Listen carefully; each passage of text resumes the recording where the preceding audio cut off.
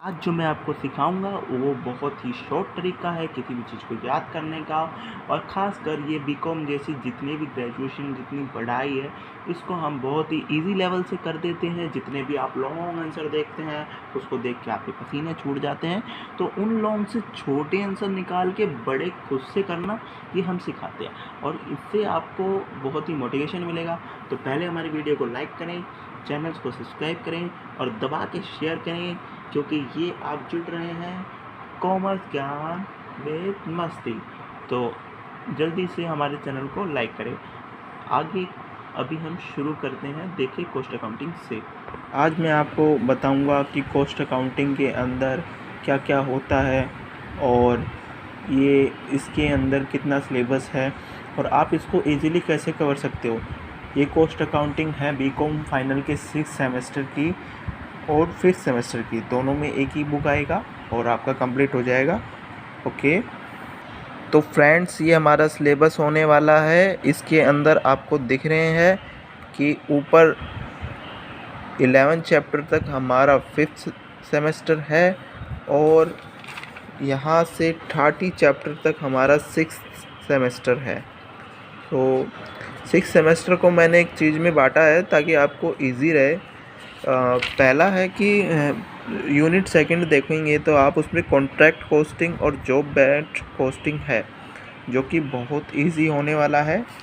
और process costing के दो है ये चैप्टर, ये यूनिट 1 है और ये भी बहुत इजीली आप कवर करोगे मेरे साथ। मैं आपको पूरा करवाऊँगा और आप इजीली पेपर में जल्दी जल्दी लिख पाएंगे। जो लोग काफ़ी टाइम से नहीं पढ़ पा रहे हैं, जो खाली पेपर टाइम में पढ़ते हैं, उनका भी पास आउट हो जाएगा। लेकिन आपको पहले अपने ऊपर ट्रस्ट रखना पड़ेगा। ओके, एंड आफ्टर दैट हमारा यूनिट 3 में आता है budgeting and budgetary control, standard costing, variance analysis, material and labour variance, zero base budgeting, performance budgeting, responsibility accounting.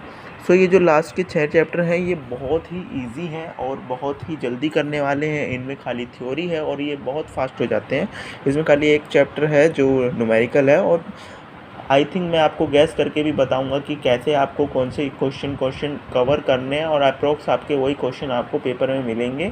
ये हमारा एमडी और गुरुग्राम यूनिवर्सिटी का मैं बताता हूँ ताकि आपका सिलेक्शन हो और आपका जल्दी से जल्दी अच्छा रिजल्ट आपको मिले कम टाइम में।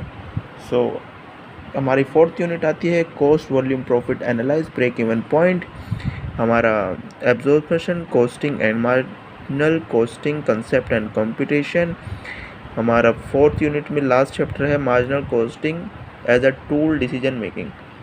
दोस्तों ये चैप्टर बहुत इंपॉर्टेंट है, मार्जिनल कॉस्टिंग वाला। इसके अंदर हमेशा एक क्वेश्चन ज़रूर आता है और आपको इसके लिए तैयार रहना है। चलिए तो दोस्तों शुरू करते हैं। वीडियो को ज़्यादा ना लंबा करते हुए मैं चाहता हूं कि आप जल्दी सिलेक्शन ले, आप जल्दी बीकॉम पास करके आगे अपना फ्यूचर डिसाइड करें कि आगे आपको क्या करना है। और पहले अगर आप चाहते हैं कि आप जल्दी अपना पेपर क्लियर करेंगे, जल्दी अच्छा रिजल्ट लेंगे, तो पहले आप मेरे कॉमर्स ज्ञान विद मस्ती को सब्सक्राइब कर दीजिए। तो आज का चैप्टर होने वाला है कॉस्ट अकाउंटिंग और इसका इंट्रोडक्शन। तो इसमें आपको दिखेगा in the beginning the scope of accounting was limited, keeping records of business and transaction and to prepare profit and loss from the view of financial result, balance sheet from the view of financial position in the system, profit analyze was the। तो इसके अंदर ये आपको बता रहा है कि इसमें शुरू से जो अकाउंट का स्कोप है वो लिमिटेड होता है और उसके रिकॉर्ड को बिजनेस ट्रांजैक्शन के रिकॉर्ड को रखा जाता है और हमें पीएलएल अकाउंट बनाना पड़ता है और फाइनेंशियल रिजल्ट देखना पड़ता है, फिर बैलेंस शीट बनानी पड़ती है और उसकी फाइनेंशियल पोजीशन देखनी पड़ती है। इन सब के सिस्टम में एनालाइज करना पड़ता है, मेजर इंटर एफिशिएंसीज क्या होती है इसके इंटरप्राइजेस पर। बाद में ये रियलाइज्ड प्रॉफिट में एनालाइज करके इक्वल इम्पोर्टेंट देता है। इसके फैक्ट और competition and cost control, cost analyse इसमें बहुत ही ज़रूरी है और फ़ायदेमंद है, यूज़फुल है। और इसमें न्यू ब्रांच जो है वो खोलते हैं, सो उसके अंदर जब नया अकाउंट बनाते हैं तो उसमें कॉस्ट अकाउंटिंग उसको कहते हैं। ठीक है, आगे आप चलोगे तो आपको दिखेगा मीनिंग एंड डेफिनेशन। ये हमारा इंट्रोडक्शन था इससे पहले। तो कॉस्ट अकाउंटिंग बोल रहा है, cost accounting is a specialized branch of general accounting in which detailed and systematic information related to cost of goods or services are maintained in such a ways to obtain delayed information and total per unit and guidance for the analysis and the cost control। Main बात यह है कि इसमें आपको, इसमें तो देखो exact लिखनी नहीं पड़ेगी, डेफिनेशन आपको जो नीचे दिया हुआ है, cost accounting is the technique and process ascertain of cost ICMA London, ये आपको एग्जैक्ट याद करनी पड़ेगी और एग्जैक्ट लिखनी पड़ेगी। लेकिन आप देखो इसमें एक ही लाइन है, इसमें इतना आपको ज़्यादा सोचने की ज़रूरत नहीं है। आप कोई भी एग्ज़ाम दे रहे हो इसका, कॉस्ट अकाउंटिंग का कोई भी पेपर दे रहे हो, क्योंकि कॉस्ट अकाउंटिंग शायद सेकेंड ईयर में भी आता है, तो आपको ईजी रहेगा। तो आप ये लिख के अपना नंबर बना सकते हो, ये काफ़ी मीनिंगफुल चीज़ें हैं। और आगे हम चलते हैं कि इसका एक मेन और डेफिनेशन है जो आपको देखना चाहिए कि cost accounting is the classifying, record and appropriate allocation of expenditure for the determination of the cost of products or services and for the presentation of suitable arranged data for the purpose of control and guidance of the management. In it include the ascertain if the cost of every order, job, contract, service or unit as may be approved in detail with the cost of production, selling, distribution। तो इसके अंदर हम classify करते हैं record को, और जो expenditure हुए हैं एलोकेशन के साथ उनको डिटरमाइन करते हैं, और डिटरमाइन करते हैं प्रोडक्ट को और सर्विस को, जो प्रोडक्ट सर्विस की जो कॉस्ट आ रही है उसको डिटरमाइन करते हैं। प्रेजेंटेबल जो प्रेजेंटेशन होती है उसको सुटेबल करते हैं, अरेंज करते हैं, और जो डाटा किस पर्पज़ से हमने जो हमारा डाटा है वो क्या पर्पज़ है, उसका पर्पज़ जानने के बाद उसको कंट्रोल करते हैं, उसको गाइडेंस करते हैं मैनेजमेंट के लिए, और इसके अंदर इंक्लूड करते हैं। और द कॉस्ट जो होती है वो हर ऑर्डर और जो कॉन्ट्रैक्ट सर्विस यूनिट में भी appropriate it's deal with the cost of production, selling, distribution. तो यही बोल रहा है कि इसमें डिस्ट्रीब्यूट कर दिया जाता है जो भी कॉस्ट ऑफ प्रोडक्शन है सेलिंग डिस्ट्रीब्यूशन के साथ, ये हमारा कॉस्ट अकाउंटिंग है। देखो यहाँ पे आपको कॉस्ट का मीनिंग दिया हुआ है, नीचे कॉस्टिंग का मीनिंग दिया हुआ है, फिर उसके नीचे कॉस्ट अकाउंटिंग का मीनिंग दिया हुआ है। तो ये तीनों चीज़ें लगभग मिलती जुलती होती हैं। कॉस्ट क्या होता है? कॉस्ट ये होता है कि कॉस्ट मतलब किसी भी चीज़ की कीमत, उसकी लागत क्या है, ये होता है कॉस्ट। कॉस्टिंग वो होता है जिसमें हम कॉस्टिंग कोई सामान हम खरीद के लाए, कच्चा माल लाए, फिर हम उसकी कॉस्टिंग निकालें। और इसके अंदर 3 तरीके से निकालते हैं। देखो, कॉस्ट एलोकेशन है, कॉस्ट एप्रोप्रिएट है, कॉस्ट एब्जॉर्प्शन है, और कॉस्ट अकाउंटिंग तो अभी आपको मैंने क्लियर कर ही दिया है, जो कि देखो ये रहा, कॉस्ट अकाउंटिंग इसमें है, कॉस्टिंग इसमें है और कॉस्ट इसमें। तो आप जब इसका पेपर दोगे तो इसमें आपको थोड़ा लेंथी लिखने के लिए इजी पड़ेगा, क्योंकि आपको बना के लिखना है और इजी लिखना है और फैक्ट वाली चीज़ें लिखनी है, कोई ऐसी चीज़ें तो लिखनी नहीं है। तो अगर हम इसका डिफरेंस क्लियर करेंगे, आपको देखो डिफरेंस इसमें दिया हुआ है, तो डिफरेंस आप देखो, तो अभी आपको दिखाता हूँ मैं। Meaning and relation, it is concerned with ascertainment of cost, ये कॉस्टिंग बोल रहा है, और it is concerned with recording of cost, ये कॉस्ट अकाउंटिंग बोल रहा है। इट इज़ मतलब कॉस्ट अकाउंटेंसी इतना इम्पोर्टेंट नहीं है, तो उसको छोड़ो, अभी आपका जो पेपर में आता है वही हम करेंगे कवर। तो इसमें कह रहा है मीनिंग में, इसके कॉस्टिंग के में, ये खाली कॉस्ट को असरटेन करता है, जैसे कि मैंने आपको बता दिया था। इसमें कह रहा है कि ये जो रिकॉर्ड करता है कॉस्ट को, इसमें कॉस्ट का रिकॉर्ड होता है, उसमें कॉस्ट को असरटेन करता है। स्कोप इसका क्या है, इसका नैरो स्कोप होता है और कॉस्ट अकाउंटिंग का भी नैरो स्कोप होता है। Point of functioning its begin where accountancy end, ये शुरुआत से ही अकाउंटेंसी एंड पे रहता है। इट्स बिगिन कोस्टिंग एंड, ये शुरुआत से ही कोस्टिंग एंड से रहता है। Person involve it is related with cost accountant, ये कॉस्ट अकाउंटेंट से रिलेटेड है। और जो इसका काम है वो कॉस्ट क्लर्क से रिलेटेड है। चलो मैं आपको बता ही देता हूँ कॉस्ट अकाउंटेंसी वाला भी। तो कॉस्ट अकाउंटेंसी में बोल रहा है principle, technique, method cost adopt करता है इसके बिजनेस में। इसका बहुत ही वाइडर स्कोप है। इसके अंदर स्टार्टिंग पॉइंट कॉस्टिंग सिस्टम का है। इसके अंदर इन्वॉल्व करी जाती कॉस्ट अकाउंटिंग और मैनेज करते हैं मैनेजमेंट, मतलब इसमें मैनेज करते हैं अकाउंट को। ठीक है, इतना सा है और कुछ इसमें है नहीं। देखो करेक्टरिटीज़ दे रखी हैं हमको किसकी, कॉस्ट अकाउंटिंग की। तो इसके अंदर पहली करेक्टरिटीज़ हमारी ये आती है स्पेशलाइज्ड ब्रांचेस ऑफ अकाउंटिंग। तो इसके अंदर हमको बोल रहा है स्पेशल ब्रांच अकाउंटिंग विच रिकॉर्डिंग, इसके अंदर बोल रहा है कि हमारी कॉस्ट अकाउंटिंग में जो स्पेशल ब्रांचेस है उनका क्लासिफिकेशन, उनकी रिकॉर्डिंग, उनका अपॉइंटमेंट, डिटरमिनेशन, उनकी कंट्रोल ऑफ कॉस्ट और डबल एंट्री सिस्टम जो खुद का कंसेप्ट है इनका, उसको ये दिखाता है। आगे हम चलते हैं। आगे हमारा है आर्ट एंड साइंस बोथ, और इसके अंदर आर्ट और साइंस दोनों का ही यूज़ किया जाता है और ये दोनों के लिए ही यूज़फुल है। अगला हमारा है रिकॉग्नाइज्ड एज अ प्रोफेशन। तो इसके अंदर हमारे प्रोफेशन को रिकॉग्नाइज किया जाता है, हमारा प्रोफेशन दिखाया जाता है, हम अकाउंटेंट होते हैं, इसमें ये चीज़ें दिखाई जाती हैं। Determination of variation complements of total cost, इसके अंदर वेरियस कॉम्प्लीमेंट की टोटल कॉस्टें निकाली जाती हैं। लगभग सारी जितनी भी हमारी एक्स्ट्रा कॉस्ट हैं और जो मेन कॉस्ट हैं उनको हम निकालते हैं। Application of statistical data of computing profit and cost, इसमें हमारी जो प्रॉफिट एंड डाटा का कॉस्ट है उसको हम एप्लीकेबल करते हैं। और इसमें हेल्पफुल टू मैनेजमेंट, ये मैनेजमेंट के लिए बहुत ज़्यादा हेल्पफुल है और यूज़फुल है, जिससे कॉस्ट अकाउंटिंग में आसानी होती है। स्कोप दिखा रखा है कॉस्ट अकाउंटिंग का। तो पहला है क्लासिफिकेशन कॉस्ट, इसमें क्लासीफाई करते हैं कॉस्ट को।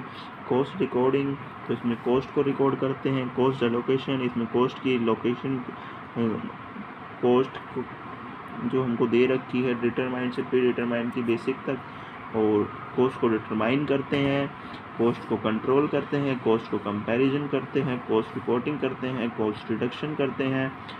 और रिडक्शन मतलब कॉस्ट कम हो जाती है, और कॉस्ट रिपोर्टिंग मतलब कॉस्ट को रिपेयर कर रहा है, और कॉस्ट कंपैरिजन मतलब कॉस्ट को कंपैरिजन कर रहा है, और कॉस्ट एनालाइज मतलब कॉस्ट को एनालाइज कर रहा है कि उसमें क्या है क्या नहीं है। कॉस्ट ऑडिट खुद उसको देख रहा है कौन गलती कर रहा है, कहाँ कितनी गलती हो रही है अकाउंटेंसी में। ये हमारा स्कोप है। ठीक है, आगे हमारे आते हैं fundamentals principle of costing. So cost is related is to cause.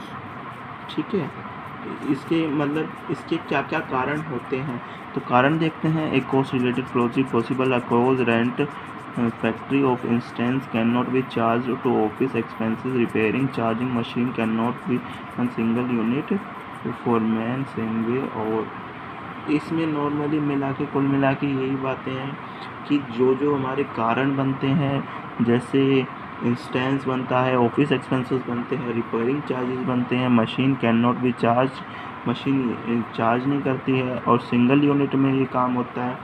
तो ये इसके रिलेटेड कॉजेज़ हैं। Cost is charge after incurred,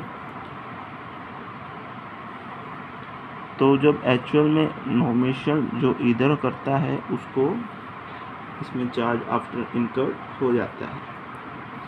आगे है abnormal cost are in excluded from costing, a cost to meet the loss, fire, reverse, theft और accident abnormal cost.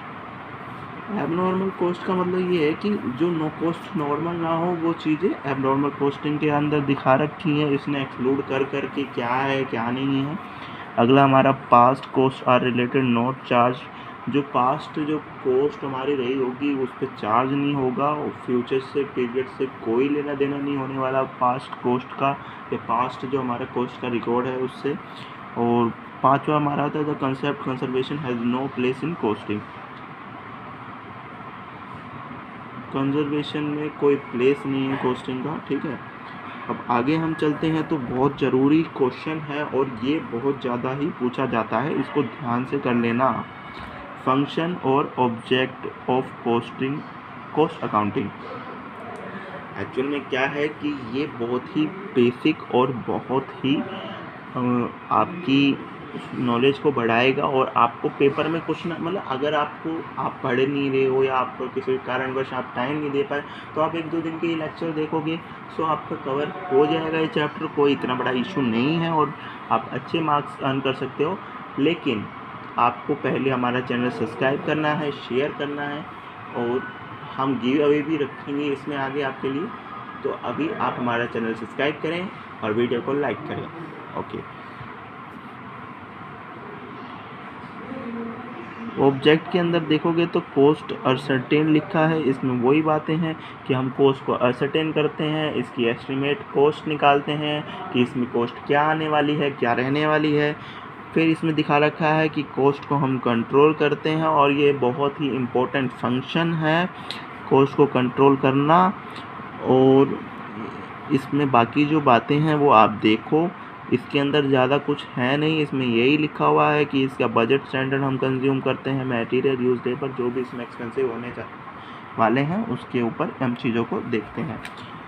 Reduction आता है, ascertain of profitability, क्या क्या प्रॉफिट होता है, असर्टेन से हम डिटर्मिनेशन करते हैं सेलिंग प्राइस में क्या क्या डिटर्मिनेशन होनी चाहिए, providing a basic for business policy and decision making, compliance to statutory requirements, ये इसके ऑब्जेक्टिव्स हैं। अब हम आगे चलते हैं तो आगे देखेंगे मेथड्स। इसमें 2 ही मेथड होते हैं, स्पेसिफिक कॉस्टिंग मेथड और कंटिन्यूस ऑपरेशन कॉस्टिंग मेथड।